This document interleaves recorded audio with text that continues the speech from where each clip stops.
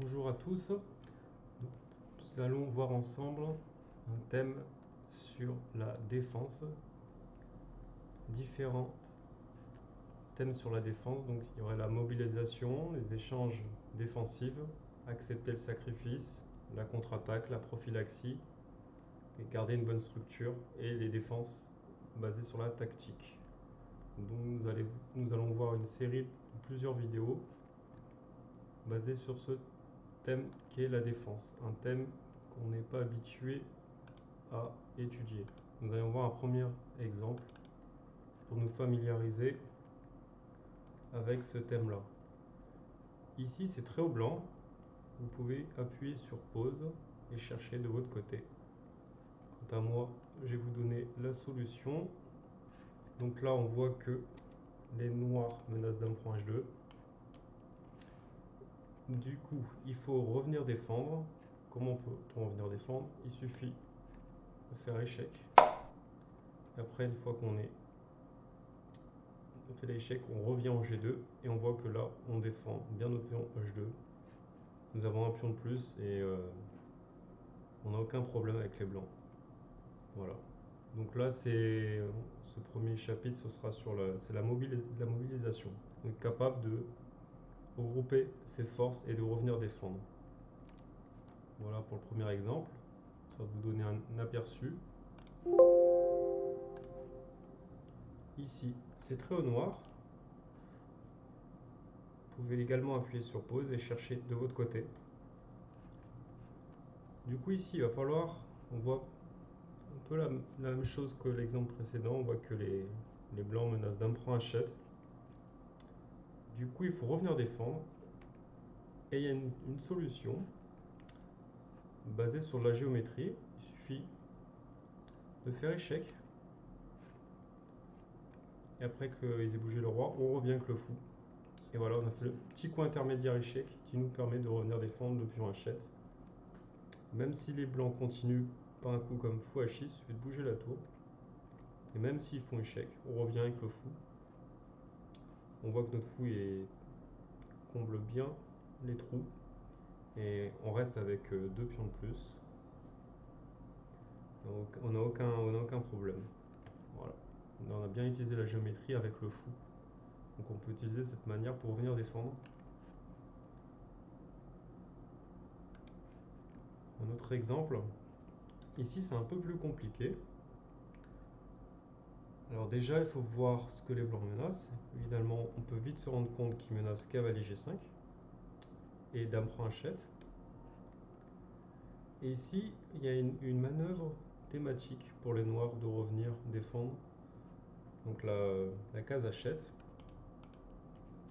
Il suffit de ramener le cavalier en D7.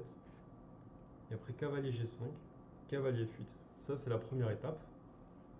Mais les blancs ont encore des ressources pour venir défendre.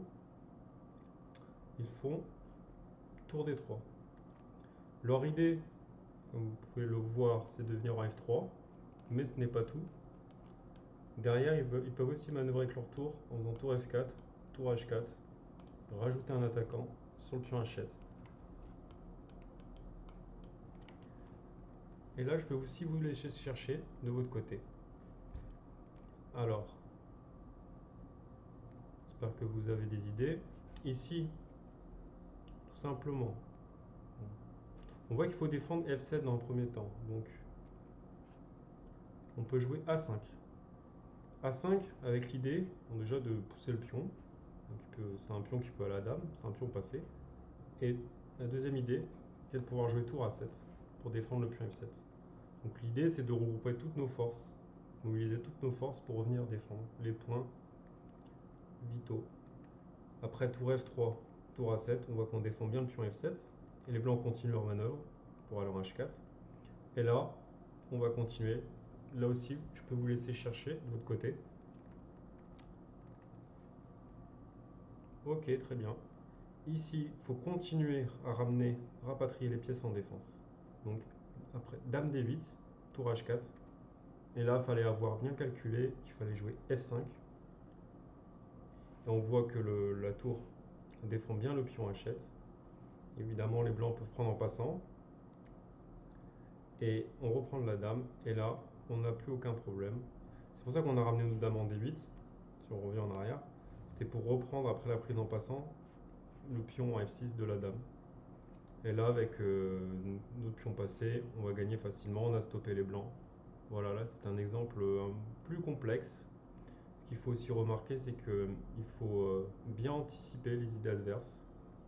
Donc il faut utiliser de la prophylaxie. Et on va voir un dernier exemple sur le thème de la mobilisation. Donc là, c'est très au blanc. La menace tout simplement est dame H5, dame H7, échec et mat. Ici, vous pouvez chercher de votre côté, appuyer sur pause. Voilà, donc là on va continuer la mobilisation pour revenir défendre. Donc il faut venir déjà dans un premier temps défendre bien H2, il faut venir blinder ce pion H2, pas se faire mater. Parce qu'on voit quand même qu'avec la dame, la tour, le fou peut aussi arriver en H4 et en G3. Le cavalier il peut aussi arriver en G5 et des fois sacrifier en H3, ouvrir les lignes. La tour peut venir en G8, on voit qu'il y a beaucoup de pièces qui peuvent venir attaquer. Mais nous on a un pion de plus. On a un pion de plus passé en A5. Donc si on arrive à ramener toutes nos pièces, défendre le pion H7, on devrait gagner. Donc il faut commencer par cavalier C4. L'idée c'est de libérer le fou qui va venir en G1. Les noirs continuent, mettre la pression. On joue fou G1, on défend.